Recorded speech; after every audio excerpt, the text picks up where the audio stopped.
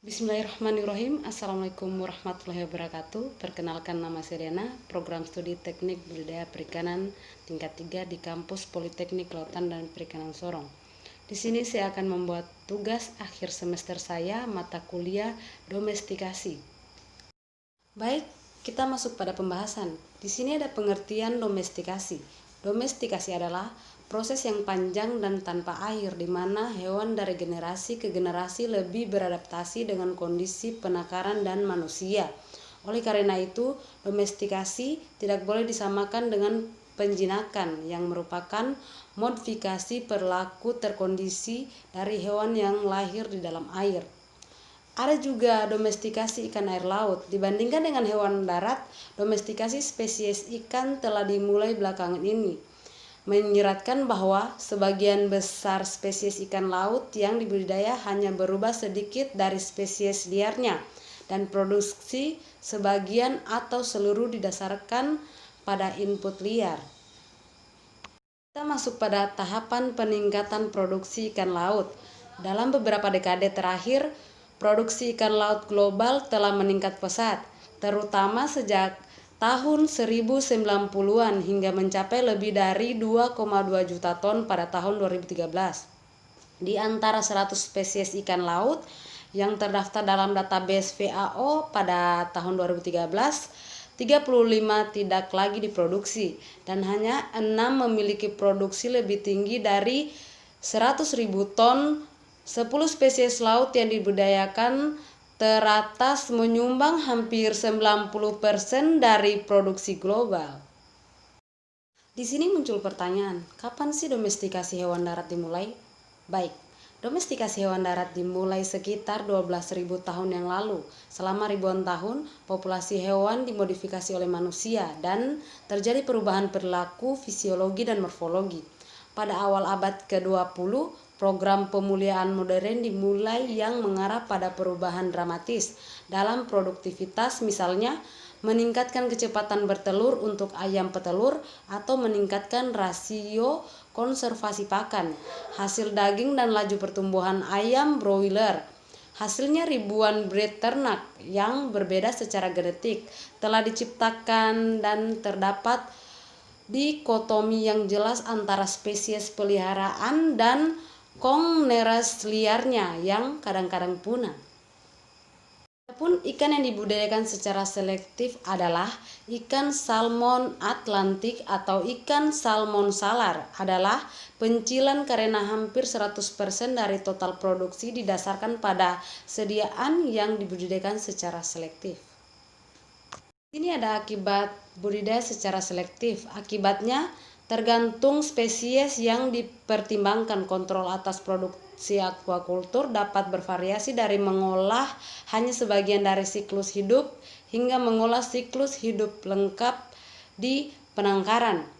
Lalu, adapun tujuan dari domestikasi ikan air laut untuk menganalisis evolusi produksi perikanan budidaya spesies ikan laut sejak tahun 1950-an sekaligus memperbaharui jumlah spesies per tingkat domestikasi sejak tahun 2019. Nah, di sini ada strategi produksi ikan. Di sini strateginya mengusulkan klasifikasi baru berdasarkan tingkat kendali manusia atas siklus hidup spesies, budidaya, dan kemandirian dari masukan liar. Klasifikasi ini terdiri dari 5 tingkat domestikasi dengan 1 tingkat paling sedikit diizinkan dan 5 tingkat paling banyak diizinkan. Kita masuk pada pembahasan berikutnya. Pembahasan berikutnya adalah evolusi produksi aquaculture ikan laut global produksi. Awal mulanya peningkatan sedikit dari tahun 1950-an sampai awal tahun 1970-an. Kemudian produksi terus meningkat hingga tahun 1990-an. Setelah itu ia meningkat pesat. Akan tetapi lebih dari separuh produksi tidak teridentifikasi pada tingkat spesies.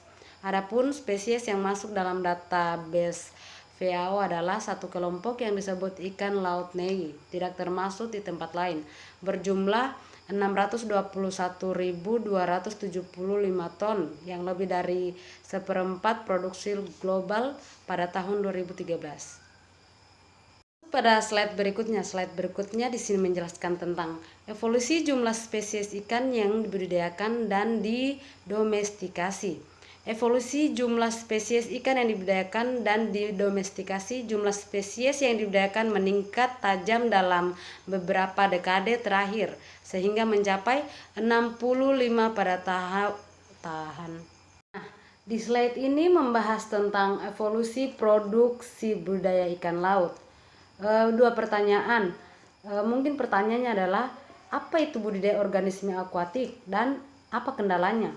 Nah, di sini ada budidaya organisme akuatik adalah sistem produksi pangan yang tumbuh paling cepat secara global dengan peningkatan produksi sekitar 9,3% per tahun sejak tahun 1985. Adapun kendalanya diantaranya wilayah terbatas yang terlindungi dari golongan laut, pembatasan peraturan di lokasi, faktor kompetitif lainnya seperti pariwisata dan pelabuhan, pembangunan biaya yang relatif tinggi, misalnya investasi dan infrastruktur pemeliharaan, biaya dan transportasi pakan, dan biaya pengembangan yang tinggi serta resiko yang terkait dengan teknologi budidaya perairan lepas pantai.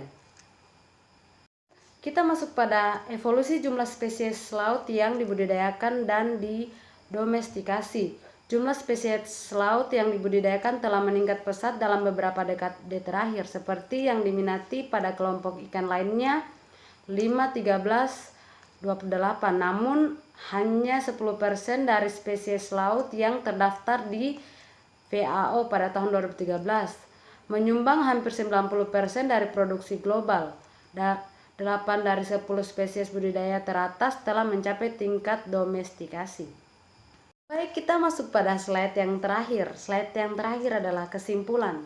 Kesimpulannya adalah dibandingkan dengan domestikasi hewan darat, domestikasi hewan air dan khususnya spesies ikan laut merupakan fenomena terkini. Budidaya ikan baru dimulai beberapa dekade yang lalu dan saat ini hanya sedikit spesies yang dapat dibudidayakan. Sebaliknya, untuk banyak spesies pertanian hanya dilakukan beberapa tahun sebelum dihentikan. Pertumbuhan masa depan dan keberlanjutan budidaya laut sebagian akan bergantung pada kemampuan kita untuk menjinakkan, yaitu mengontrol siklus hidup di penangkaran dari spesies yang saat ini dibudidayakan dan baru. Itu saja yang dapat saya jelaskan, lebih dan kurangnya mohon dimaafkan. Akhir kata dari saya, wassalamualaikum warahmatullahi wabarakatuh.